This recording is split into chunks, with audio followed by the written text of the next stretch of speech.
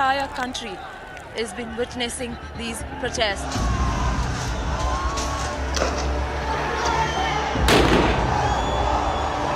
The situation here is out of officials on ground. They demand the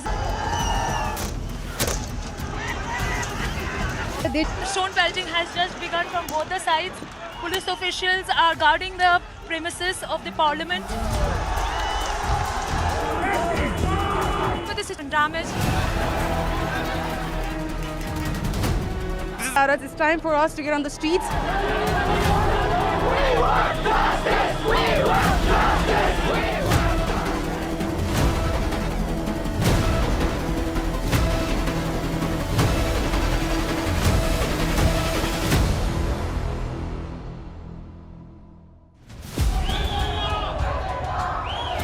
Thousands of young people took to the streets.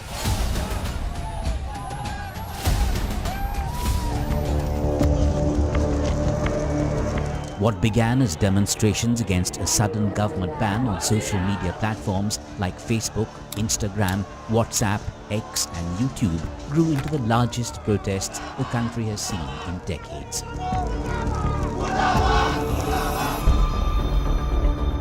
This is Nepal. At least 22 people were killed and hundreds were injured.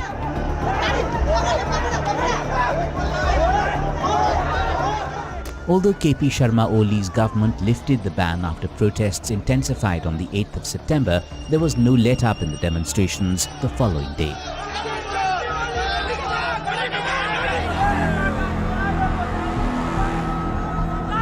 From protesters torching Nepal's parliament to setting ablaze the homes of Nepali ministers in the Bhaisapati area in Lalitpur, the entire country was rocked by this unprecedented unrest.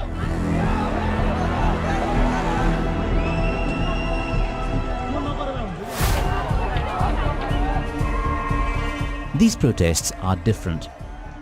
They are being led by Generation Z, young people demanding accountability and change. The anger is against the political leadership. The anger is against the political establishment. The anger is against corruption. A nation of 30 million has lived through years of political instability, and now the latest turmoil has plunged Nepal into fresh political uncertainty. So why is Gen Z protesting? What is the Nepal graft? And what's next for the Himalayan nation? Let's find out.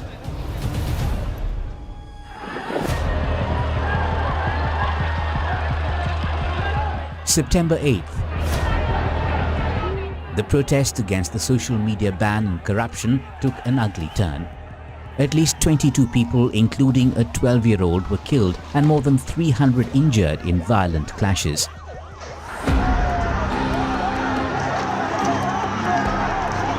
The army was deployed in Kathmandu after angry protesters broke curfew restrictions and entered restricted zones near the parliament.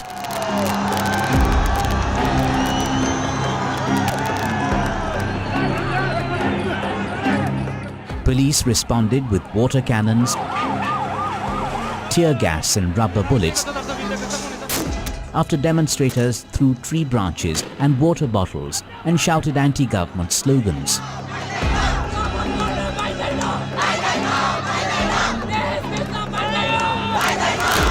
We're here more than 15 actually, more than 15 people dying, being shot. There is not enough ambulances. The hospitals are running out of resources. The government are killing little children, people in school uniforms with school ID cards. This government does not care about us. It's time for us to get on the streets, wear our masks, wear our helmets, and come down on the street and challenge the government because I feel like that's like so devastating. Like I don't know, the police are supposed to be our protector and they open fire. Don't want corruption. We don't want this. We don't want them to lead our country. And After the deadly protests on the 8th of September, the government lifted the social media ban late at night, but the anger remained. In the unrest, the homes and offices of senior leaders were attacked and vandalized. Pressure on the government mounted quickly.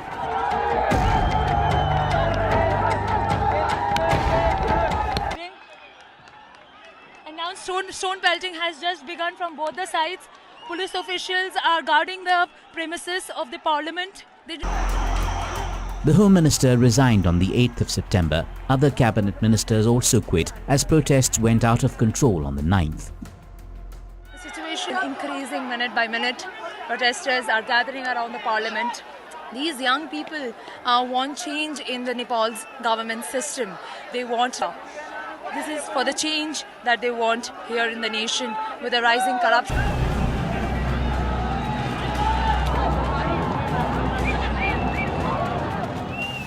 Anti-corruption protesters breached and torched Nepal's parliament building.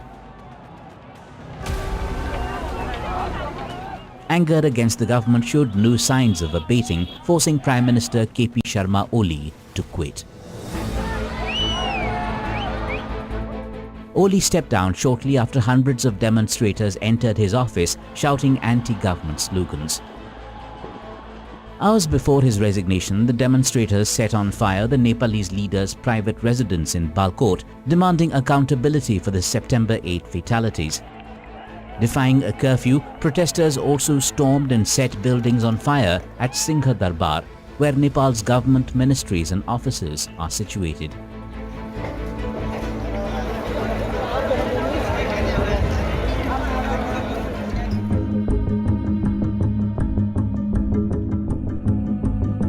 The spark had come on the 4th of September. That morning, Nepal's government ordered a ban on 26 social media platforms, including Facebook, Instagram, WhatsApp, YouTube, X, and more. These platforms regularly highlighted details of alleged political corruption. But what was the official reason behind the ban? According to the Oli government, these platforms failed to register with the Ministry of Communication and Information Technology. A step they say was needed to tackle fake news, hate speech, and online fraud. A notice said these social media giants were given a week to register with the government starting the 28th of August. The government's directions followed a Supreme Court order last year. The social media giants were asked to establish a point of contact, appoint grievance officers, and remove flagged content. Until they complied, the Ministry of Communications told the Telecom Authority to switch them off. Interestingly, TikTok, the Chinese-owned app, completed the mandatory registration process within the stipulated period and continued to work. But other social media platforms were blocked. For Nepal's young generation, this wasn't just a technical order, it felt like their voice had been silenced. For them, social media is more than entertainment. It is how they connect, share ideas, and organize. But no, this frustration has been building for over 2 decades, fueled by corruption. Protesters opposed the social media ban, but their anger went further. They raised questions of corruption, nepotism, and lack of accountability, often using the phrase "Nepo babies" to criticize political privilege passed down through families. For many young Nepalis, the social media ban was only the last straw. The demonstrators tapped into long-standing frustrations.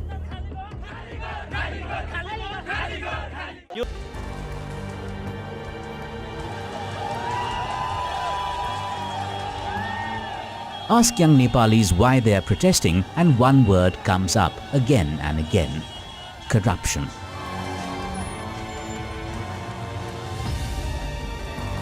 For them, corruption is not just about money under the table, it's about a few powerful families growing richer, while millions of ordinary people struggle with rising prices, poor schools, and weak healthcare. Transparency International has ranked Nepal as one of the most corrupt countries in Asia.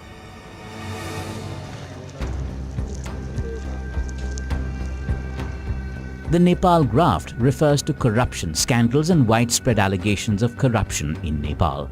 The phrase is also used to describe corruption that feels systemic and permanent.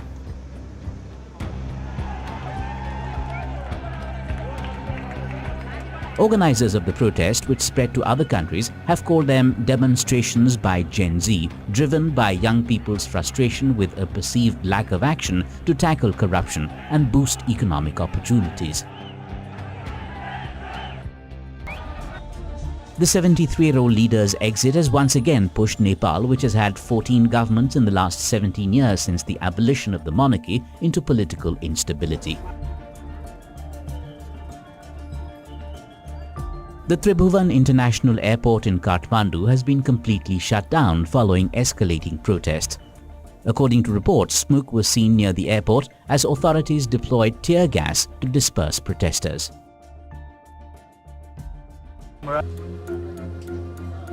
Nearly 700 Indian passengers were left stranded at the airport in Kathmandu after it shut down operations on the 9th of September. India is keeping a close eye on Nepal. According to experts, Nepal could face prolonged political and constitutional chaos unless there's an agreement to form a national unity government. While the army has stated it will take charge of security operations, it is unclear for now who will take charge as the next Prime Minister. Nepal's Gen Z protests have shaken the foundations of the country's politics. The scenes are strikingly similar to what the world witnessed in Bangladesh last year when youth-led protests forced Sheikh Hasina to step down after weeks of unrest. Now Nepal too stands at a crossroads. Whether this movement will bring real political change or fade like many others in the past remains to be seen.